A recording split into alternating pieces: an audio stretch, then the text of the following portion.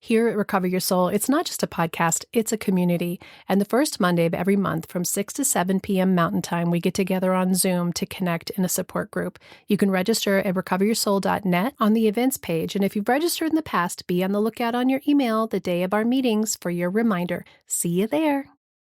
If you're listening to this episode when it airs in December 2025, I'm on vacation, but I'm going to bring you some of the episodes that are Al-Anon through the lens of Recover Your Soul that had aired on the Recover Your Soul bonus podcast on Apple Podcasts and on Patreon. I know that you're going to love this. Let's jump right in. And we're continuing our series in reading In All of Our Affairs, Making Crisis Work for You by Al-Anon Family Groups. And we are in the chapter that's on reflections on responsibility and detachment. And today we're going to be talking about being powerless over others' pain. This is especially difficult if you are looking at the pain of your family members, especially your children, which is what this little section is on.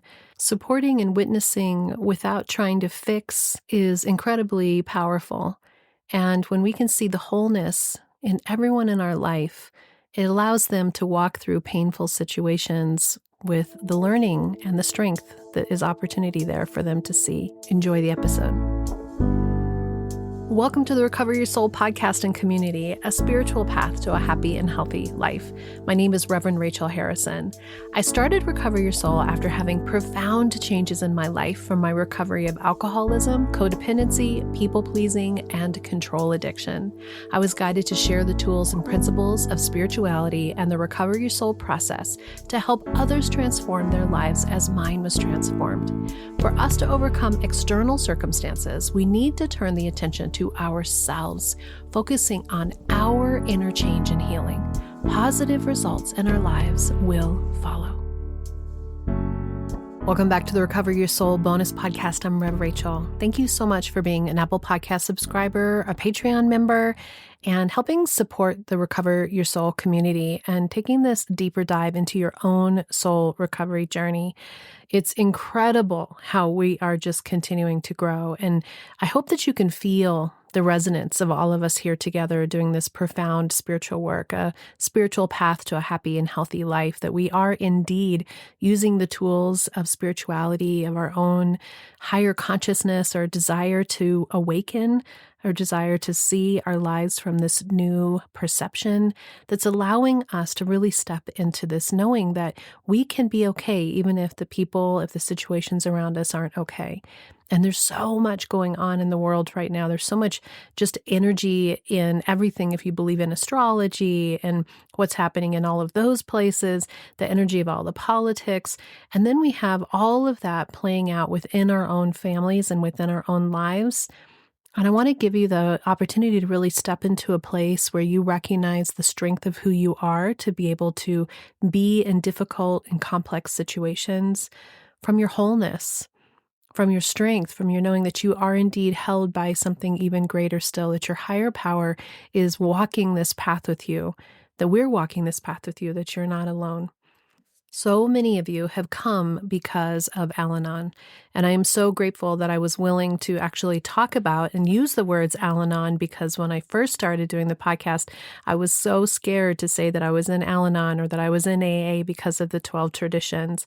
And I'm not Al-Anon. I'm not affiliated with Al-Anon. It is incredibly, incredibly impactful and has been such a big piece of my life. But I'm so glad that I actually talk about it, because it's not supposed to be what I talk about in soul recovery. It's not supposed to take over and be instead of. It's in addition to. It's in addition to, because we need more. There's more information coming. And AA and Al-Anon came 100 years ago. And there's so much more that we can take in that we've all learned about ourselves and about this spiritual path and how to be in complicated situations.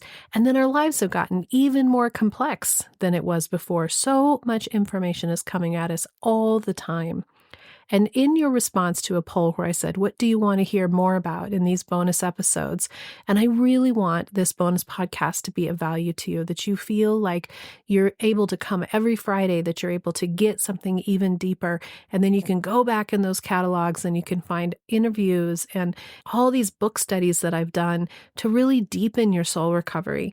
And I want this to be a high value for you. So when I asked you what you wanted more of, your answer was Al-Anon. You wanted more soul recovery in reflection to Al-Anon. So right now I'm reading out of In All of Our Affairs, Making Crisis Work for You from Al-Anon family groups. And I opened it up the last time that I was doing one of these episodes to, of course, the detachments section, because this is such a foundational piece of the soul recovery journey, is learning how to detach with love, how to unstick ourselves, how to untangle ourselves from this enmeshment that we've had with the people in our lives, our addiction almost to what's going on with them and how to fix them and how to control them, our codependent nature. And last time we talked about choosing not to enable, and that was the first section in this chapter. And then today was powerless over others' pain. And just like last time, I think it's so interesting how this work is not just for me to tell you. This work is that I'm doing this work myself. I mean, every day I'm getting an opportunity to use these tools and principles to make a decision to be happy, to choose my own way of seeing my life and the world around me so that I can have peace within myself, so I can be okay when everything isn't okay around me. And so I thought this was such a great chapter or part of the chapter, because being powerless over others' pain, especially when we're talking about our own kids, is really, really, really hard. So if it's not your kids, and maybe it's a parent, or maybe it's a spouse, or maybe it's a friend, it is equally as difficult. And so this section, when I read it in preparation for today, is heavy. And I'm grateful that it's heavy, because I think that there is so much that happens that is intense and is indeed dense in how it feels to us, that we think we couldn't possibly use these tools for this. This is too much. You can always, always use the tools. There is nothing that is too much, because you are so able to handle what you don't even believe that you can, because when you do it through spirit, when you remember your wholeness, when you come at it from a spiritual perspective, when you remember that you are not alone, when you allow the tools and principles that come from being in a spiritual path, the load will always be lightened. That is the promise of every religion and every spiritual teaching. So I'm going to read out of the book, and then I will reflect in the soul recovery way. So it's powerless over others' pain. It's something you read about in the papers, it says. Those were my words over and over again after I learned that my daughter had been incestuously involved and blackmailed by her stepfather. See, that's heavy. Had been blackmailed by her alcoholic stepfather. This is one of those things that she's saying. It's one of those things you read in the papers. And so I think when we look at this, we look at in our own lives that we end up having some sort of situation that just seemed like, why me? This couldn't possibly happen to me. But these difficult situations happen. They do. They happen. And they are very real. Very, very, very real. She said, those were my words over and over again after I learned that my daughter had been incestuously involved and blackmailed by her alcoholic stepfather. It's difficult to find anything to be grateful for when a situation like that happens. My Al-Anon sponsor encouraged me to try. It wasn't long before I found myself being grateful that my daughter could speak up and let us know what was going on, and that she wasn't pregnant, and that there was no other physical damage, and that she was alive. Just finding those first things to be grateful for, because we can be so angry, so angry. And then she says, other parents haven't always been so lucky. I found myself consumed by hate for a man who had done this. I knew only one sure release, and it was a tough way to go. I started praying for him. My first prayers were, God, please bless that bastard. Eventually, I would say his name with my higher power, and it gave me release. I wanted to take the pain from my daughter and have it myself. But in Al-Anon, I learned I was powerless over her pain.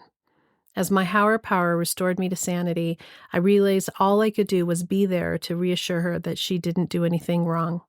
Al-Anon members remind me to take care of myself, so I could be there for her. Bless my higher power for directing us to a wonderful counselor with compassion, understanding, and humor, a fine gift at such a time. My daughter's coming along fine. I feel she'll always have the scars, but I've learned to trust that her higher power is working in her life and I must leave him to do what is his to do. I told you it's a heavy topic, and I like that it's such a heavy topic because there are some really intense things and very painful, difficult things that absolutely happen to people. And if we believe somewhere in us that they can't handle it, that they are broken, that they'll never overcome this, we're actually putting that into the truth. We're creating that as truth. We're saying that they can't handle it. And we're always creating from our thoughts. What we think and feel and believe is the life in which we experience. This ability for us in our letting go of our codependent place to allow people to be in their pain, to have difficult situations is incredibly difficult because we have an underlying belief in our psyche from our upbringing, from our conditioning, that generally tells us that we have to take on other people's burdens, that we're responsible for how people feel, that we're responsible if they're okay. And if someone's in pain, we're supposed to fix it. Well, step 2 in soul recovery is we are powerless over everything outside of ourself. We're literally powerless over it. And it doesn't mean that we don't show up with compassion, with grace, with tenderness, with sadness, with grief. It means that we are powerless over how it is for them. And on the other side of that, we need to let them have those feelings. Are taking away their feelings and sometimes actually not allowing them to process things in the way that they need to by trying to bypass that it hurts for them. Of course it hurts for them. And when you have a situation that has the intensity, such as sexual abuse, there's so many layers to it that we have to give someone the chance to work through it in their own way. And some of that is pain, and some of that is shame, and some of that is guilt. But that's the part, if we truly trust that we're spiritual beings, if we can really step into the place that says, I have to understand and know that these challenges that we have in life, that some of them are incredibly, incredibly terrible, but that we can overcome them. That when people do things to each other that are so unkind, it's because there is pain behind them. There's anger, there's upset, there's so many layers of back history of belief systems and patterns that are around dysfunction instead of wholeness. And in soul recovery, we're stepping more and more and more into this place of allowing people to be exactly where they are, trusting that it's part of their experience to become who they're supposed to become. And then we can put our energy on ourselves. And the reason why this is such a powerful passage for me in my life right now is I was just having breakfast with one of my best friends, and I was saying that it's so interesting how I've done so much work in releasing my codependency and being detached and allowing people to have their process. And it sure feels easier when things are easy. It's so much easier to be able to say, oh, look at how far we've come, or I feel so peaceful when things are pretty status quo, when the water's pretty calm. And then there'll be a storm of some sort. And right now the storm in my life is Alex and his girlfriend having a little baby. And it's interesting how much for me, I want to believe that I can completely release and let go of whatever their journey is and whatever my son's journey is. But I'm watching myself make up a bunch of stories that actually aren't true because he's had some feelings. It's not even like he's had actions. He's had feelings that he is willing to share with me, which I'm so grateful that he's willing to share with me, about being scared, about this being hard, about not being sure. And that is a level of pain. He's experiencing pain. I'm powerless over what his pain is. But all those old systems, all those old codependent belief systems that say it's my job to fix, it's my job to take care of, that is surrounded by fear, absolute stunning fear that it's all going to fall apart. And I watched myself begin to interact with him as if he couldn't handle it. And he was giving me no indication that that was appropriate, This was me doing it out of my own fear and kind of going back to a 20-year-old and when everything was really hard for us because I'm afraid. And this work that we're doing in soul recovery is always about turning the attention back to ourselves and coming back to how we feel. Where am I trying to control? Where am I trying to fix? Where do I think that I need to do for them? When the truth is, whatever these feelings that he's feeling, whatever pain, whatever fear, whatever he's going through, I have to trust is part of his journey. Not just his journey that it's going to be a hard journey, but like his hero's journey into the truth of who he is. And when I allow myself to really feel my higher power surrounding me, when I really feel that knowing that they too are held in light, that they too have everything that they need, when they are ready to pick up the tools, I feel a lightness that is hard to describe. And it's almost like when I was quitting drinking. And I would have to say, for the next 5 minutes, I'm not going to drink. Can I not drink for the next 5 minutes? God, please give me the strength to not drink for 5 more minutes. And there were months when I first quit drinking that were like this. I was so still in my compulsion to drink. And when I go back into my addiction to my son, in my control addiction to my son, I have to do the same thing. Can I allow myself to trust him and trust that spirit has this, that is held in the arms of source, that I can let go for 5 more minutes? And I feel a reprieve for 5 more minutes. And then the wild thing is, I think the really beautiful wild thing that's happened to me recently is when I do talk to him and it's okay, and I realize it's just a bunch of stories that I've been making up and that I just have enormous, and of course I do, rightfully so, amount of old stories that come from some very difficult and hard parts of our lives that I can't believe we've made it to the other side, to be honest, to really remember how difficult it was, because it really is like 90% better than it was before. I have to give myself compassion. And instead of beating myself up and saying, why would you think that? It's really allowing that fear to come up and to feel my feelings. I'm powerless over his pain, but I actually have a right to my pain. I should never diminish the feelings that I'm feeling because they're telling me something. And what they're telling me is that when I'm in that fear, when I'm in that compulsion to obsess over trying to control him, it doesn't feel good. And it doesn't feel good because it's not in alignment with the truth of who I am. And the truth of who I am knows for sure that he is going to be okay, even if it's not okay. That's the part that was so beautiful for me this last time that I really went into this little tailspin. I wanted to know that he was okay. And I was afraid he wasn't okay. And then I was able to release. And then when I talked to him, he was okay. But what I realized was that even if he hadn't been okay, even if it really was falling apart and he really was having a huge meltdown,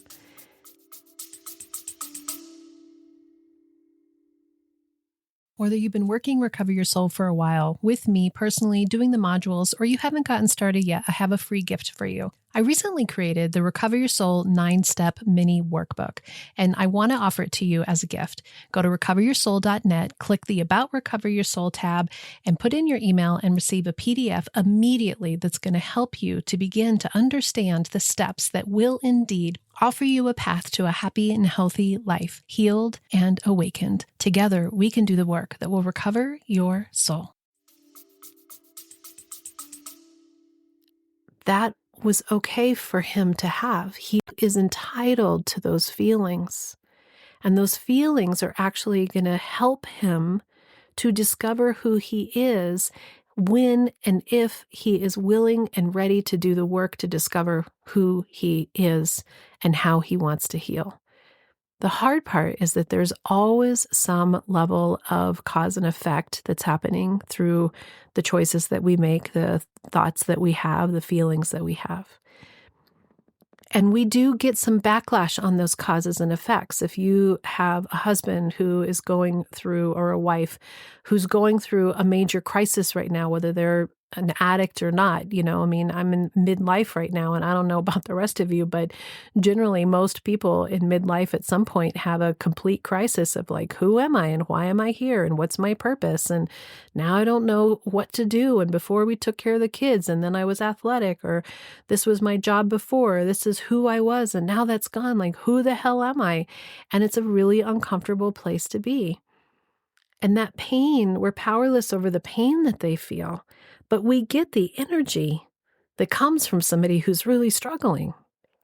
But this is the place in soul recovery where, when we use the detachment, when we can separate ourselves from them and allow them to be in whatever their experience is with compassion, not with the empathy that says, I feel you, I see you, I want to take care of it, but from a compassionate place that says, I witness this with you.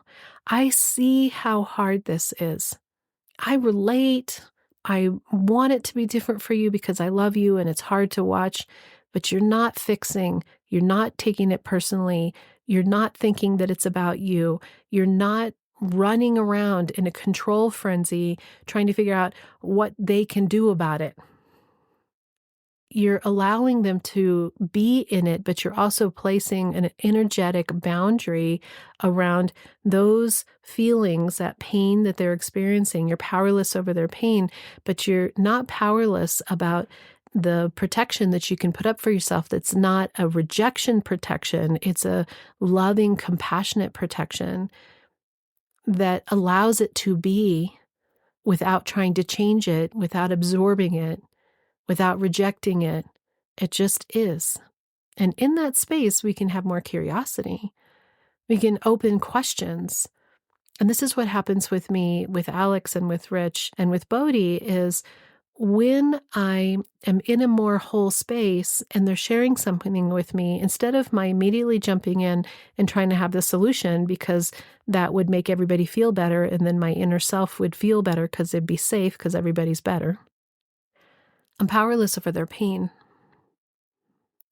But I'm curious about what's behind that, not from a coaching standpoint, which is something I'm still working on that, from a place where you're just being neutral with them, you're being even, you don't know better, you don't know less. What if you meet in the same plane and you allow whatever these situations are, even as incredibly traumatic as somebody having been sexually assaulted, like in this Al-Anon story, unbelievably painful. When we stop creating a whole bunch of stories around it, which include the stories about how awful this is, but bring it into more of a neutral space of, how can I support you? What are you learning about this? Is there any way that I can help you walk through this? I see you. You're strong. You're whole. I see your worthiness. I know this feels scary. And when I can interact with my son, Alex in particular, or Rich, who's my other main person that I'm always working on, in this place, what's amazing is their wholeness shows up.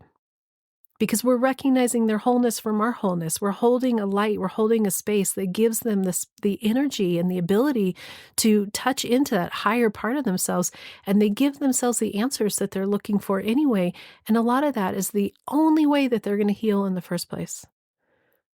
The awarenesses and the healings that we have within ourselves are the greatest gifts that we have to ourselves, because that's where we are truly connecting to our higher being, to our higher power, to the part of us that remembers exactly who we are and that sees that all of this challenge, all this complexity that we have is incredibly real. And at the same time, we choose every moment how we're going to be in it. And then we learn.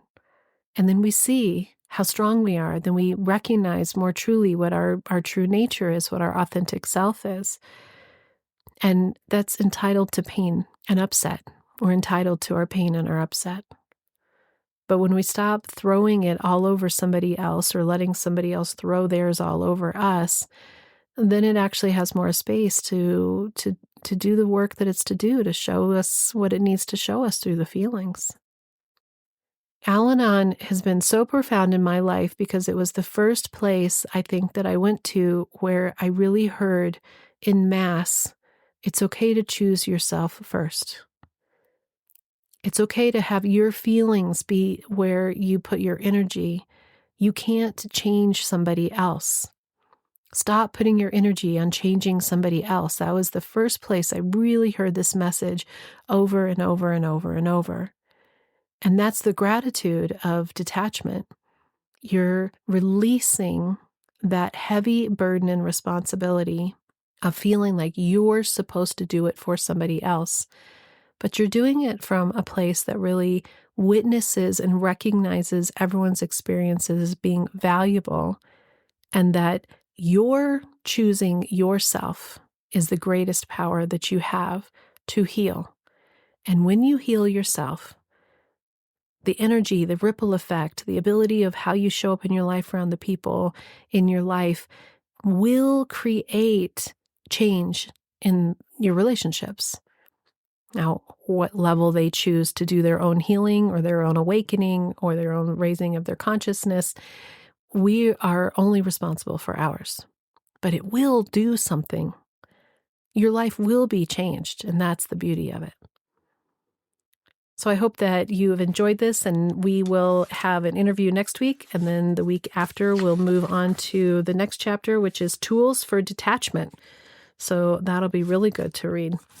Thank you so much for being an Apple Podcast subscriber, a Patreon member. Thank you so much for being part of this incredible soul recovery community. And as always, if you want to work the 9 steps of soul recovery, I've got some of them up on the website. I'm working on the rest of them. And you can always come in and do coaching with me. And just even listening to these episodes and really looking at what are the 9 steps and being aware of them in your own life and practicing this loving detachment will transform how you're showing up in the world around you.